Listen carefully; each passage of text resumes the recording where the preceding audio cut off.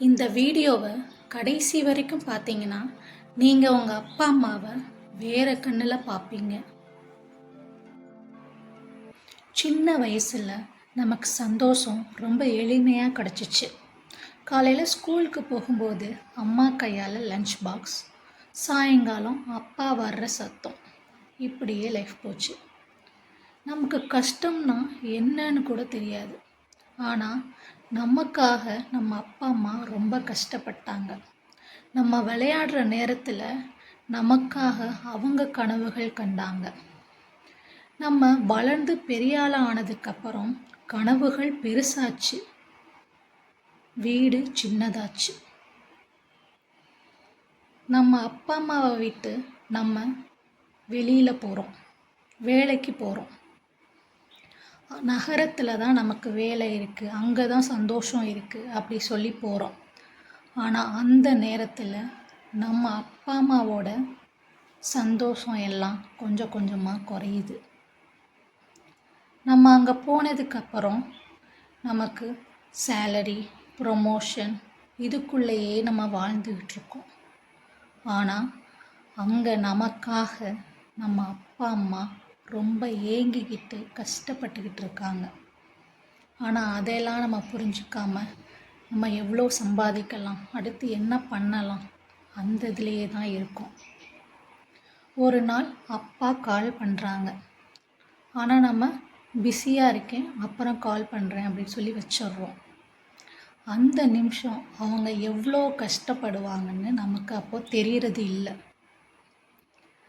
அதுக்கப்புறம் ஒரு நாள் அம்மா கால் பண்ணுறாங்க, அப்பா உன்னை ரொம்ப மிஸ் பண்ணுறாரு அப்படின்னு.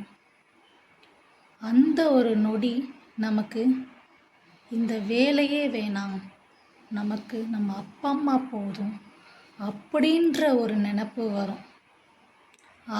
அப்போ போய் அவங்கள ஒரு கால் பண்ணி அப்பா நல்லா இருக்கீங்களா, அம்மா நல்லா இருக்கீங்களான்னு கேட்கும்போது வர்ற சந்தோஷமே தனி.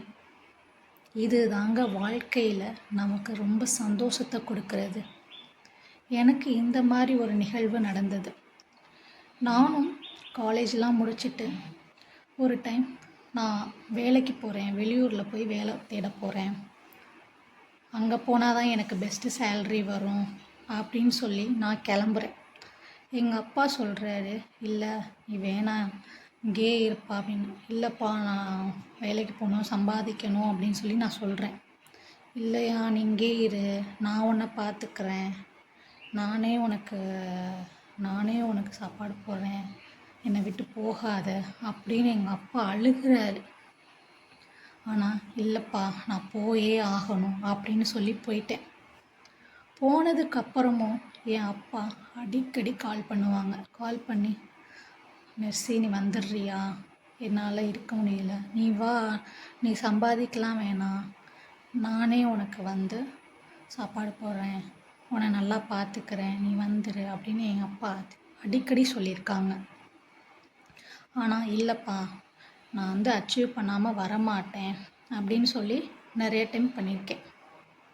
ஆனால் இப்போ அதெல்லாம் வந்து நான் யோசித்து பார்க்குறேன்.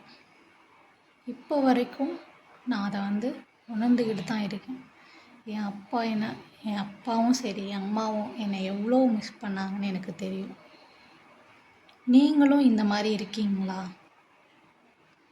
உடனே உங்கள் அப்பா அம்மாவுக்கு கால் பண்ணுங்கள். அம்மா நல்லா இருக்கீங்களா, அப்பா நல்லா இருக்கீங்களா, சாப்பிட்டீங்களா அப்படின்னு நீங்கள் ஒரு வார்த்தை கேளுங்க. அதுவே அவங்களுக்கு வாழ்க்கையில் சக்ஸஸ் ஆன மாதிரி. இந்த வீடியோ உங்களுக்கு ஒரு மாற்றத்தை ஏற்படுத்துச்சுன்னா மறக்காமல் லைக் போடுங்க. உங்கள் அப்பா அம்மாவுக்கு இந்த வீடியோவை ஷேர் பண்ணுங்கள். கால் பண்ணி நல்லா இருக்கீங்களாப்பா,